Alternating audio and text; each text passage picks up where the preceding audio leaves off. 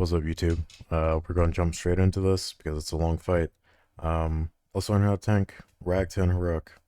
So, first things first, I solo tanked most of this fight.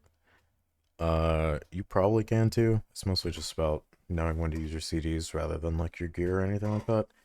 I was actually running double DPS trinkets, uh, almost full damage talents. It was closer to full damage than it was to like standard mitigation. Like, I think I had 1 point in Will of the Necropolis, so some of it gets super dicey. The big thing about this fight is being cognizant of how many stacks you have um, in most of the phases, and then in P2, just making sure you have something while you're moving for the seeds. But let's go phase by phase. So P1 is pretty straightforward. You all want to be spread because the 6-yard knockback that chains. Outside of that, the danger point is when you start getting high stacks and the knock into the knock happens, right? So like everyone gets the knockback and then he uses either Hand of Ragnaros or Wrath of Ragnaros, whichever one like knocks back individual people.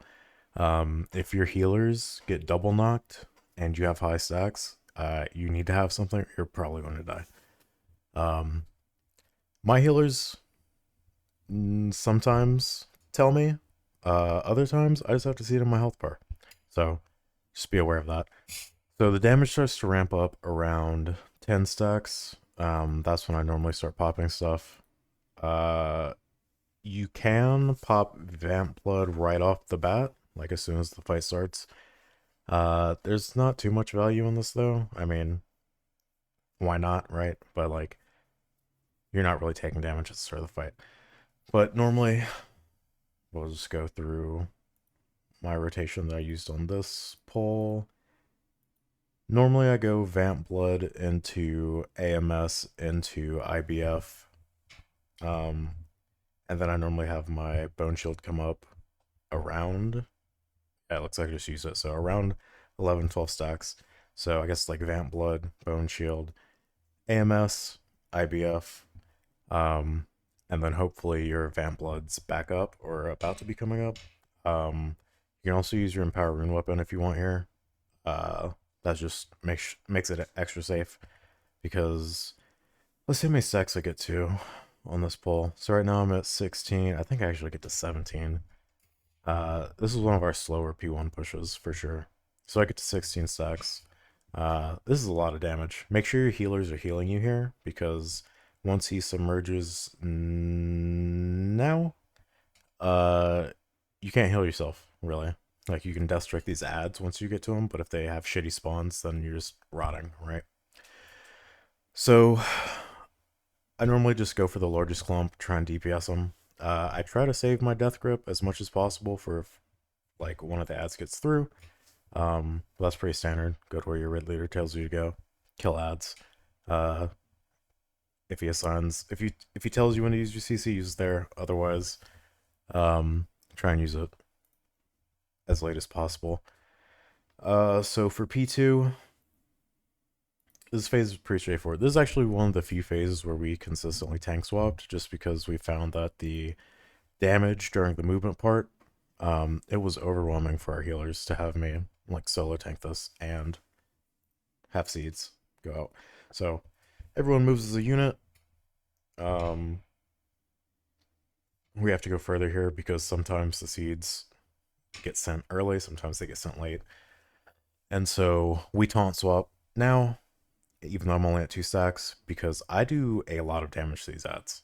So as a DK tank, make sure you're doing damage to these ads. Your damage matters a lot more in 10 than it does in 25, because obviously there are less damage dealers, so your percentage of the damage goes up significantly. If you actually look at it, by the end of the fight, I'm #1 on the damage meter. Part of that's because I am getting a shit ton of stacks. Other part of it is I'm just doing a lot of fucking damage. Blood DK pumps, so you should be pumping. So, anyways, back to the fight. Kill the ads, and then I pick the boss back up. It's normally during the World in Flames. But once he starts casting it, he's not like attacking or anything, so it doesn't really matter. We get seeds too. We go rinse and repeat. Our bear is about to taunt, and he taunts. Yep. And then I go and kill ads. I drop D&D. Normally I spread my dots. Sometimes I don't. Sometimes I just go straight into heart striking. I just spam my death runes to heart strike because the lower I can get multiple ads, the sooner those multiple ads can die versus just nuking one. And I want that debuff, or I guess buff, on the ads as low as possible, as fast as possible, so that other people don't die. Alright, and so we get World in Flames. I taunt back. And a lot of guilds wait for 3 seeds. We made the decision early on that we don't want to deal with that. We hate seeds. We hate molten elementals. We don't want to deal with them. We'd rather have a tighter DPS check. So we phase here, and this is the sketchier intermission out of the two, obviously, because you get the lava scions. These guys hit really fucking hard. Try and have at least something up in case you need it. Normally Vamp Blood is what I'll use here, like Vamp Blood plus Bone Shield. I try to save my IBF. You can also AMS this. You can't really AMS their damage, but you can AMS the little lava bolts you see coming out of Ragnaros if those target you. Outside of that, it's the same as the first intermission. Just stack them up, cleave them down. You can solo tank this. I wouldn't advise it for prog. Definitely not. But you can do it on farm if you want to. You just have to either have a hunter misdirect the other one to you, or you need to taunt your ad and then run over and grip the other one. But if you do that, obviously, you're not going to have a grip for a sun. So just keep that in mind. P3, it's pretty straightforward. This is literally just tank and spank. You don't really have to do anything here. If you're phasing it before the second meteor, your stacks never get high enough to really become like deadly. If you need to, pop something. If not, it doesn't really matter. Do the dance. Phase the boss. Yeah, he casts so much that sometimes your stacks just fall off. Like, I'm at 7 here. I'm assuming he'll refresh, yeah. But he just phases so fast it doesn't matter, right? And so last phase, this is where you can easily wipe the raid if you aren't paying attention and if you don't know where you're going ahead of time. So fight starts. We're just milking free damage here. Main thing you're doing, you need to be on the lookout for the first breath. I'm having to move around the meteor here to get to it, but as soon as you see it, start moving towards it. The sooner you bait your melee into getting into it, the less your healers are going to have to heal. Everyone just needs to haul ass to this first one. And so we chill here for, I don't know, like 15, 20 seconds or so. And once the root spawn, it's same principle. As soon as the root spawn, so now, you need to instantly start looking for where it's going to spawn, because if it spawns too close, you're going to need to rocket boot away. So it spawns here, and so I move a little bit earlier than I should. So like ideally right now I'd be turning the boss right and go. And so as soon as he starts casting Empowered Sulfurous, you need to start booking it away. He has a pretty large hit melee range when he's in this like form, so just keep that in mind.